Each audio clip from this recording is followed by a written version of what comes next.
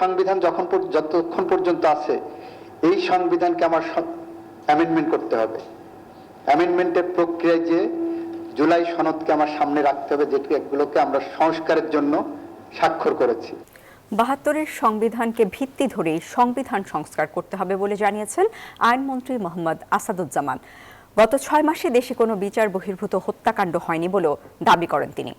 আর প্রধানমন্ত্রীর রাজনৈতিক উপদেষ্টা জহিরুদ্দিন স্বপন বলেন, বিগত সরকারের আমদানি নির্ভর নীতির কারণে জ্বালানি খাতে তৈরি সংকট কাটিয়ে ওঠার চেষ্টা করছে সরকার। সকালে রাজধানীতে এক সেমিনারে এসব কথা বলেন তারা।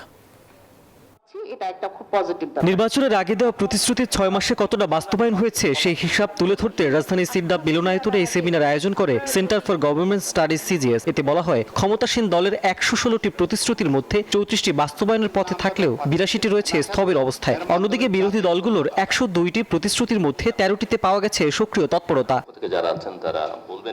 অনুষ্ঠানে বিভিন্ন রাজনৈতিক দলের নেতারা অভিযোগ করেন, ৬ মাসে মব ভায়োলেন্সে ৭১ জনের মৃত্যু হয়েছে, বেড়েছে নারী ও শিশুদের প্রতি সহিংসতা। নতুন কর্মসংস্থানে সরকারের প্রতিশ্রুতির মূল্যায়নের দাবি জানান তারা।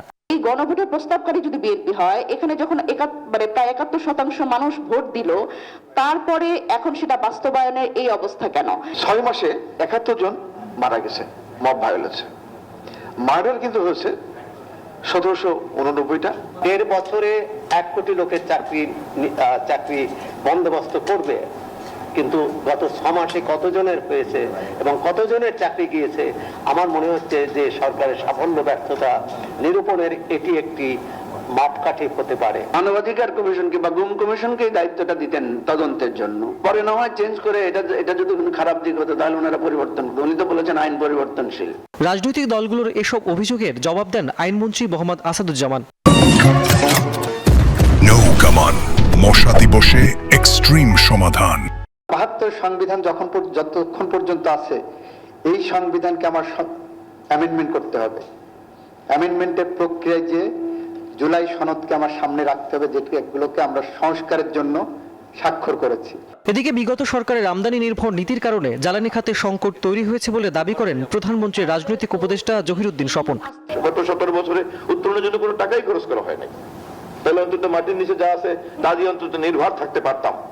মধ্যপ্রাচ্যের যুদ্ধ যাই হোক না কেন, আমার তো অন্তত গ্যাস দিয়ে চলবে ১০-১৫ বছর, সেই ব্যবস্থাও করে দিয়ে যায় নাই।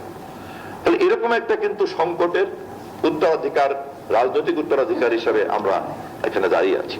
দেশের অর্থনৈতিক স্বার্থকে অগ্রাধিকার দিয়ে সরকার পররাষ্ট্র নীতি পরিচালনা করছে বলে জানান উপদেষ্টা। সবার আগে বাংলাদেশ, এই নীতিমালাটাকে নিশ্চিত করেই আমরা আমাদের পররাষ্ট্র নীতিকে চর্চা করে চলছি। রাশেদ জায়খান, নিউজ 24, ঢাকা।